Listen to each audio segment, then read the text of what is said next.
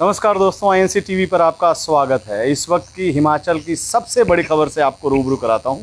हिमाचल में करोड़ों का घोटाला हुआ है। तकरीबन 1 महीने पहले कांग्रेस के विधायक राजेंद्र सिंह राणा ने फर्जी डिग्रियों का मामला उठाया था और करोड़ों रुपए के घोटाले का आरोप लगाया था। और आज बीजेपी के पूर्व मुख्यमंत्री शांता कुमार ने उस मुद्दे को फिर छेड़ा है और उन्होंने कहा है कि जिन्हें जेल में रहना चाहिए वो बाहर हैं। इशारा उनके जो है वो साफ तरफ से देख सकते हैं। इशारा जो है वो एक पूर्व मुख्यमंत्री के ऊपर है।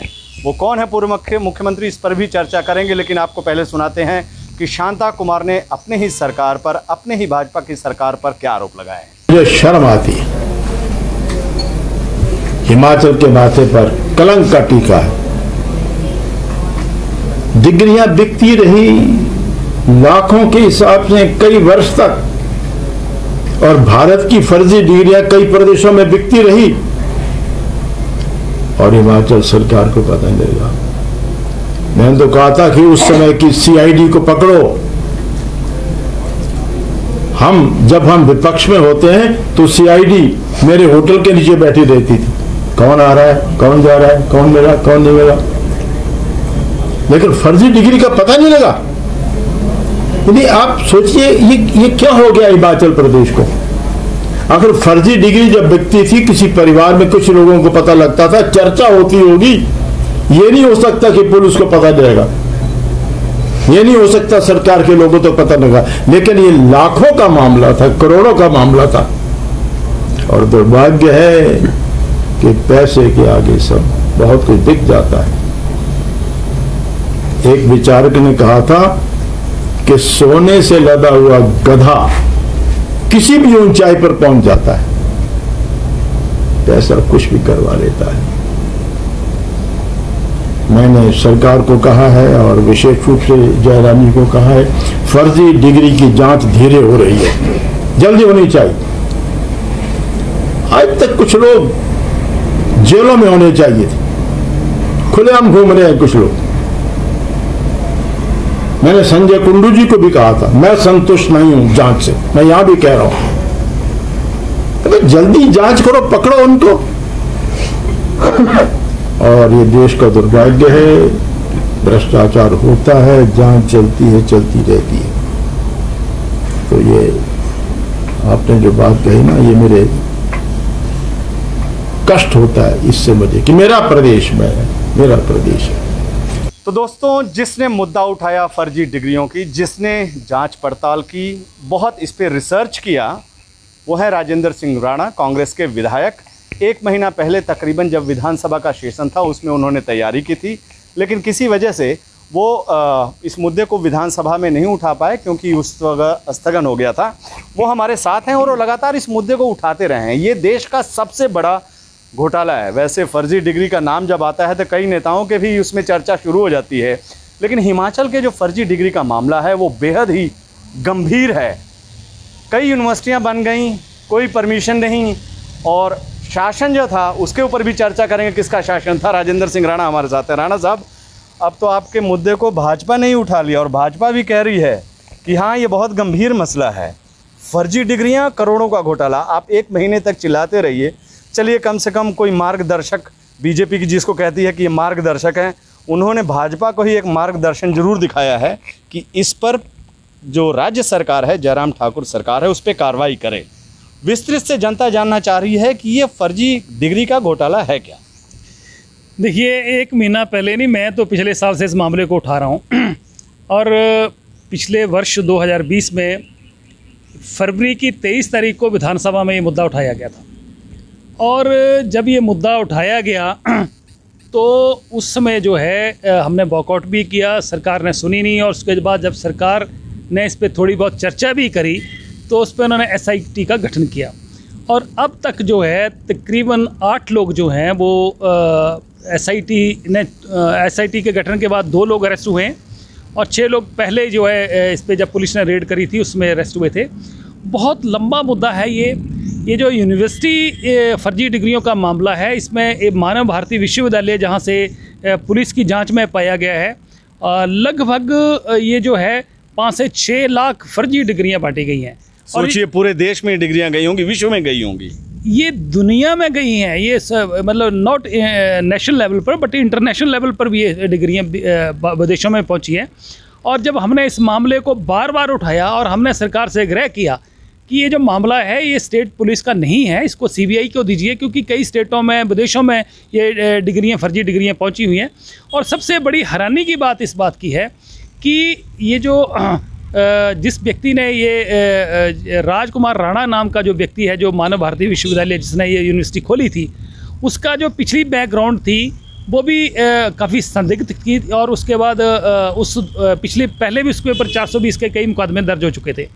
और इतना दागी होने के बावजूद भी 2008 में जब हिमाचल प्रदेश में प्रेम कुमार धूमल जी के नेतृत्व में सरकार हिमाचल प्रदेश में भाजपा की बनी, उसमें जो है ये यूनिवर्सिटी के लिए अप्लाई किया गया और ये university act Bharatiya Janata party की सरकार लेके आई, एक्ट बना और प्राइवेट यूनिवर्सिटी को हिमाचल प्रदेश में दुकानें खोलने का मौका दिया गया।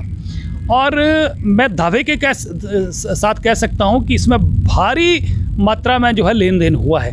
लेन देन कैसे हुआ कि ये जो यूनिवर्सिटी थी इसके पास 30 बीघा ज़मीन थी और सरकार ने ये शर्तें तय करी थी कि किसी भी यूनिवर्सिटी को खोलने के लिए उसके पास मिनिमम 50 बीघा ज़मीन चाहिए।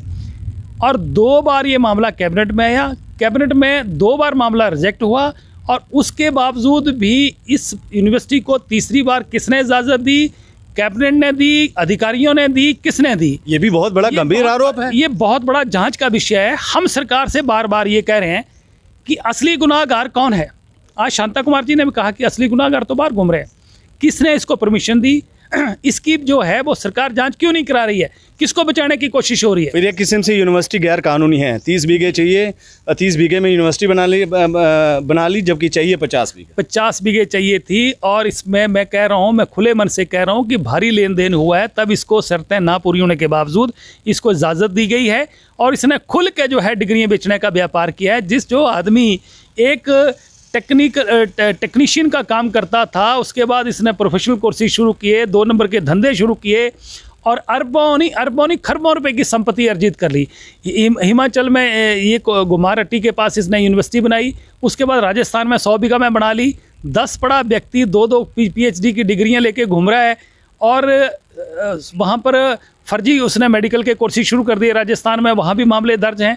तो इसलिए बहुत बड़ा घोटाला है। और जब ये पुलिस ने रेड करी है उसके बावजूद उसके अकाउंट से, यूनिवर्सिटी के अकाउंट से करोड़ों रुपया जो है विड्रॉ हुआ है और 2 नंबर का पैसा भी इन्होंने कहीं भेजा है, किसको दिया है, क्या है, ये बहुत बड़ा मामला है। और पुलिस जो है इस मामले को लिपापोती करने की कोशिश कर रही है। 8 के 8 लोग जो अरेस्ट हुए थे वो सारे के सारे बेल आउट हो गए हैं।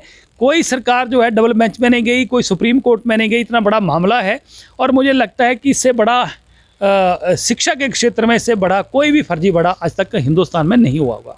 मतलब ऑफ द रिकॉर्ड बात करें तो जब शांता कुमार जी कह रहे थे तो वो 2000, 1500 इससे इतने ज़्यादा करोड़ों का घपला बता रहे थे। आपकी बात को भी वो तस्दीक देते हैं और वो कह रहे हैं कि मैं जयराम ठाकुर से कहूँगा कि इसकी जांच करें, लेकिन सरकार जो है ठीक तरह से जांच नहीं कर रही है। अब आपकी बातों को बीजेपी के लोग ही कह रहे हैं कि ये बहुत बड़ा घोटाला हुआ है।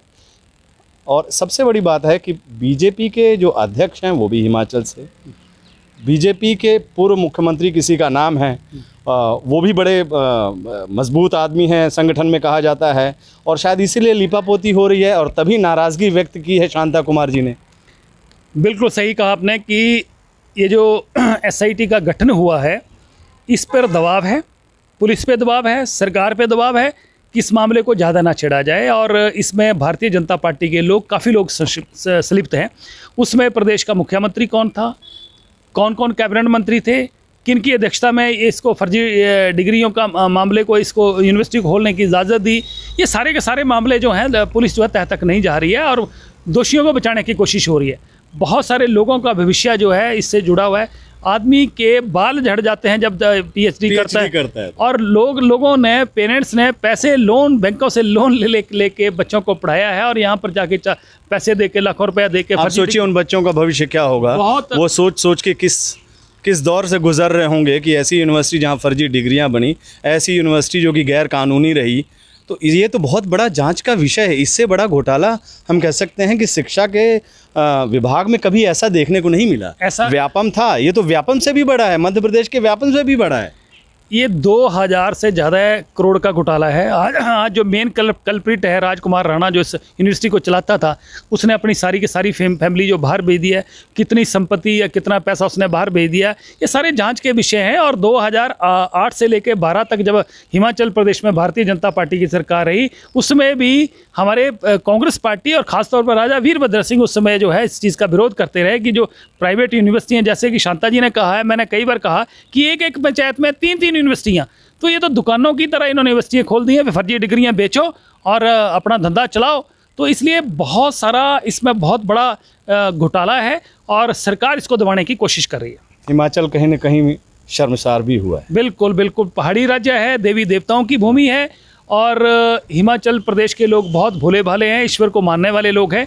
और ऐसी बदनामी जो हुई है हिमाचल प्रदेश की, तो हम चाहते हैं कि इस बदनामी को सरकार जो है से बचने के लिए कम से कम उन लोगों को तो उनके ऊपर हाथ डाले जिन लोगों ने इसको अंजाम दिया है। कौन लोग हैं वो जिन्होंने इसको इजाज़त दी है? कौन लोग हैं जिन्होंने परमिशन दी है? कौन लोग हैं जिन लोगों ने शर्तें पूरी ना होने के बावजूद भी इस यूनिवर्सिटी को चलाने की इजाज़त दी, जबकि इसका पिछला रिकॉर्ड जो व्यक्ति का था वो पूरा संदिग्ध था, 420 का था, कई मुकदमे 420 के उसके ऊपर हुए हैं और उसके बावजूद भी इसको जो है वो। आपको लगता है चुनाव आने वाले हैं हिमाचल में, इससे बड़ा मुद्दा कोई हिमाचल के लिए नहीं हो सकता है? पहाड़ी राज्य है, आपने देवी देवताओं की बात की है और इतना बड़ा घोटाला, इतना बड़ा फर्जीवाड़ा इस पहाड़ में हुआ और शांति से सरकार चुप करके बैठ करके देख रही है। कांग्रेस का रुख क्या रहेगा? ये कोई सबसे बड़ा घोटाला है। मुद्दा तो इलेक्शनों में भी बनेगा, मुद्दा तो अभी भी है, हिमाचल प्रदेश से जुड़ा मुद्दा है। अब इस मुद्दे को तो हम तो उठा ही रहे हैं। अब तो भारतीय जनता पार्टी के जिन्होंने हिमाचल प्रदेश में भारतीय जनता पार्टी को खड़ा किया है, प्रथम मुख्यमंत्री भारतीय जनता पार्टी के, वो भी मुखर होकर इस बात की पैरवी कर रहे हैं कि आखिर क्या कारण है कि सरकार जो है उन लोगों को पकड़ने से गुरेज कर रही है, उन लोगों पर हाथ डालने से गुरेज कर रही है जो लोग इसके पीछे हैं। कौन लोग हैं वो? किन लोगों ने इस यूनिवर्सिटी को चलाने की इजाज़त दी? कौन लोग हैं जिन्होंने ये डील कराई? कौन लोग हैं बीच में जिन लोगों ने इसमें कैबिनेट में थे, जिन लोगों ने इजाज़त दी? क्यों नहीं उनसे पूछताछ हो रही है? सरकार इसको दबाने की कोशिश कर रही है और हम लोग इसका चुनावों में भी इसका पूरा इसको इस मुद्दे को बनाएंगे। और ये हिमाचल प्रदेश में एक मुद्दे नहीं, कई मुद्दे हैं।